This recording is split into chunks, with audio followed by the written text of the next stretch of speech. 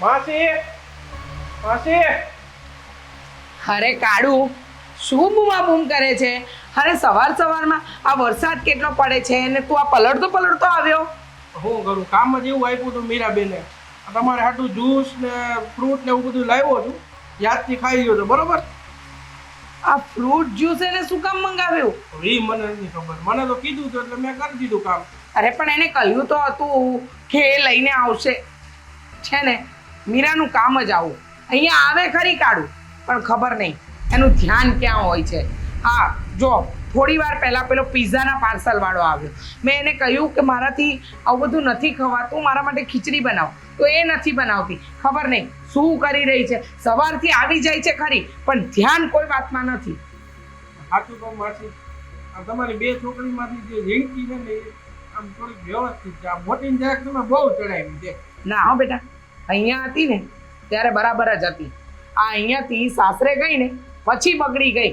તને ખબર છે, હું એમ વિચારતી હતી કે મારી બેવ દીકરીઓ સાસરે જઈને મારા સંસ્કારને ઉજળા કરે, પણ દામિની છે ને એ મારા સંસ્કાર ઉજળા કરી રહી છે અને મારી મીરા એ લજવી જ રહી છે. શું કરવું મારે, મને કંઈ સમજાતું નથી. બોલ. હા, હું શું કહું, આ તું ખાવાનું ઓછું કર ને. દિવસે દિવસે મારા જેવો થતો જાય છે. બીમારીનું ઘર આવશે. આ જો, મને જ્યારે જવાનીમાં કહેતા ને કે ભાઈ આ જમાય નહીં, ત્યારે હું શું કરતી ખબર? અરે રહેવા દો ને, અમે ખાતા પીતા ઘરના છે, એની નિશાની છે. હવે ખબર પડે છે આ ટાંટિયામાં ને કિડનીમાં ને આ બધી તકલીફો આવે ને ત્યારે ખબર પડે છે. ભાઈ આવું બધું થાય? લે બોલ, જાણે તને ખબર જ નહીં હોય. કાળું, તું છે ને પછી જવાન છે હો, એટલે છે ને મહેરબાની કરી થોડું ધ્યાન રાખતો જા, માપનું ખાતો જા, એક્સરસાઇઝ કરતો જા. આ મારા જેવી તકલીફો ન સહન કરવી હોય ને તો. જમવાનું તો માપે જ છે, એક ટાણું જ જમું છું. આ થોડુંક શું બહાર નીકળ્યા હોય તો દોસ્તાર હારે ક્યારેક હે હવે રેવા દે, તને ઓળખું છું. આ તારા બા છે ને રોજ બૂમાબૂમ કરે છે, રોજ મને કહે છે તમે મારા કાળુને સમજાવતા હોય તો. પણ છે ને કાળુ, ખરેખર તારા બા કહે છે ને એ સાચું જ કહે છે. હું શું કહું, હા આના પૈસા આપ્યા મીરાએ તને? આ તો ઓનલાઈન કરી દીધા. તો ઠીક. હું કહું, આવ્યો છે ને તો બેસ ને, ચા પાણી પીતો જા. મીરાને કહું બનાવશે. મને નથી લાગતું એ બનાવે. એકદમ સાચું કહ્યું. સવારની આવે ને ત્યારથી એ મારી સેવા કરવા આવે છે કે સેવા કરાવવા આવે છે એ આજ લગન મને નથી સમજાયું. હા, હું શું કહું છું કાળુ, એક કામ કરીએ આપણે. હા, આ છે ને મારી મીરાને છે ને થોડુંક કંઈક શીખવાડ, એ સમજે ને એવું કંઈક કર. મારું ક્યાં માને છે, મને તો દબડાવી લે છે. ગમે એ કહું મને કે દાડિયા તને ના ખબર પડે. એ વાત એ તારી સાચી છે. મારી મીરા મારું નથી માનતી તો તારું હું માને. હા, હજી દામિનીનું કહો તો એ થોડું ઘણું સમજે, બાકી મીરાનું તો ભાઈ તોબા. મારું કામ નહીં એને સમજાવવાનું. દામિની તો છે ને મારી સમજુ છોકરી છે, મારે એને કાંઈ સમજાવવું જ નથી પડતું, એ સમજેલી જ છે. પણ હું કહું છું કાળુ, જો આ બધી વાત સાચી, પણ હવે તને મીરા કઈ આવો ઓર્ડર આપે ને તો ચોખ્ખી ના પાડી દેજે.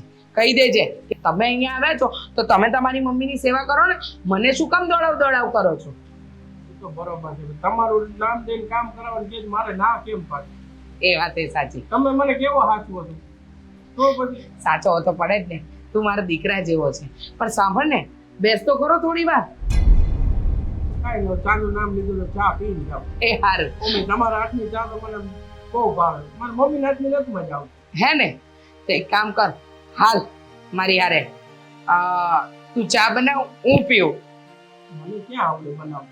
તો શીખી જા, ડફોડ આવડવું જોઈએ. આ બિચારી તારી મમ્મી એકલી છે, હા કઈ જરૂર બરૂર પડી તો ચા બનાવતો શીખી જાવ ને, તમારા બાપા ચાની લારી કરી દે કે કામ ધંધો તે કરતો નથી. એ હા, એ બાને જે થોડા ઘણા ઘરમાં આવ્યા એ હારું. નથી. આ બેસ, તાર માટે ચા બનાવું છું, બનાવું. બિસ્કિટ ગુડે ખબર જેવા પડ્યા છે.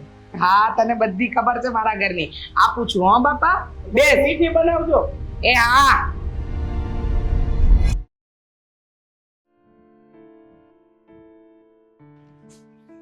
દીદી, જો મને બધી વાતની જાણ છે, પણ હું ઈચ્છું છું કે તું તારા મોઢે જે પણ થયું છે ને એ ભૂલ. જો તું મને કહીશ ને તો હું સમજીશ કે હજુ પણ તું મને તારા દુઃખની સાથે સમજે છે. શું કહું દામિની, ક્યાંથી શરૂઆત કરું એ જ નથી સમજાતું મને. ખબર જ ના પડી કે રાતોરાત બિઝનેસમાં આટલો મોટો લોસ કેવી રીતે આવ્યો. ક્યારે વિચાર્યું પણ નહોતું અમે લોકોએ કે અમે રોડ ઉપર આવી જશું. જો હજુ પણ કાંઈ મોડું નથી થયું અને બિઝનેસમાં નુકસાની આવી છે તો શું થઈ ગયું? એનું નામ જ બિઝનેસ કહેવાય ને, જેમાં ચડાવ ઉતાર આવ્યા કરે. એમાં આવી રીતે નિરાશ તો ન થઈ જવાનું હોય. સાચી વાત છે તારી, પણ અણધાર્યું કોઈ પણ વસ્તુ થાય ને ત્યારે આવું થવું એ કમ્પલસરી છે. કારણ કે દિવસે ને દિવસે હું તો મોટા સપના જોતી હતી, આગળ વધવાના, બિઝનેસમાં પણ અને જીવનમાં પણ અચાનકનો આ ધક્કો લાગ્યો ને એણે આખું જીવન વખોડી નાખ્યું છે. તો હવે તને સમજાયું કે જીવનમાં જ્યારે આપણને આવી રીતે આઘાત લાગે તો કેવું થાય. હા, તો વિચાર કર, બિઝનેસમાં આવું થયું તો તને એટલું ખોટું લાગે છે, દુઃખ લાગે છે. તું તો મારી સગી બહેન હતી, મમ્મી એની સગી દીકરી, અમારી સાથે કેવો વ્યવહાર કરતી હતી તું, તો અમને કેટલું ખોટું લાગ્યું હશે. હા દામિની, તને ખોટું તો લાગ્યું હશે, કારણ કે મેં પગલે ને પગલે તને નીચી દેખાડવાની જ કોશિશો કરી છે. મેં ક્યારે એવું વિચાર્યું જ નથી કે તું મારી બહેન છે. પણ આ સમય હવે મને સમજાવશે કે પોતાનાનું મહત્વ શું હોય છે. દુઃખી ના થા, અમે લોકો છીએ ને, તારા સુખમાં તારા દુઃખમાં અમે હંમેશા તારી સાથે રહીશું. અને દેવાંગ સાથે પણ વાત થઈ ગઈ છે, એમની સાથે વાત થઈને તો એમણે કહ્યું છે કે જીજાજી સાથે વાત કરશે, એમાંથી બહાર નીકળવાનો જે પણ રસ્તો થતો હશે ને એ કરશે. એટલે તું જરાય ચિંતા ના કર. હા Damini, thank you so much કે તે મને તારો રંગ ના બતાવ્યો. નહીંતર અત્યારે તે પણ મારા જેવું કર્યું હોત તો મને કેટલું દુઃખ થાત કે મારી સગી બેન મને સમજવાની કોશિશ પણ નથી કરતી. એવું જરૂરી નથી ને કે સામેવાળો વ્યક્તિ જેવું તમારી સાથે કરે તમારે એવું એની સાથે પાછું કરવું. હા, સાચી વાત છે. થેન્ક યુ દામિની કે તું મને આટલી સમજે છે. હજુ પણ તું એ જ દામિની છે જે નાનપણમાં પણ મારી ભૂલનો માર મમ્મી પાસે પોતે ખાતી હતી. એ માર નહીં, એ માર પાછો યાદ ના કરાવીશ. હવે માર નહીં પડે, હવે તો ખાલી મમ્મી ઘરની બહાર કાઢી મૂકશે, બીજું કંઈ નહીં થાય. નહીં કાઢી મૂકે, હજુ પણ છે ને તું સંબંધ સમજી જ નથી. જો એ મમ્મી છે, એ બીમાર હતા ત્યારે એમને આશા હતી કે મારે દીકરો તો નથી પણ બે દીકરીઓ છે ને એ મારી સેવા કરે, મારી સાથે રહે, હંમેશ માટે નહીં પણ જ્યારે એને જરૂર હોય ત્યારે તો આપણે એની પાસે જઈ શકીએ. કેમ નહીં? માં છે આપણી. આ સમયમાં તમે બધાએ જે મારો સપોર્ટ કર્યો છે ને એ પ્રમાણે તો કદાચ મારો જીવ આપી દઉં ને તો એ ઓછું છે. તો પછી સાથની વાત તો ક્યાં રહી?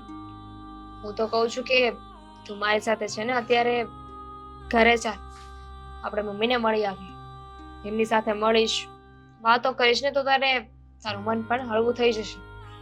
ચાલ જઈએ આપણે. હા જઈએ ચાલ.